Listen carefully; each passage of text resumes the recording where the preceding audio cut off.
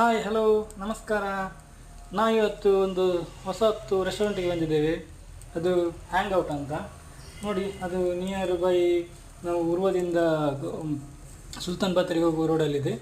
ನಾವು ಬಂದು ವಿಸಿಟ್ ಮಾಡಿದ್ದೇವೆ. ಜಸ್ಟ್ ಈಗ ಒಂದು ಟೇಸ್ಟ್ ನೋಡಿ ಬರುವ ಫುಡ್ ಇದು ಏನೆಲ್ಲ ಇದೆ, ಏನೆಲ್ಲ ವೆರೈಟೀಸ್ ಎಲ್ಲ ಇದೆ ಅಂತ.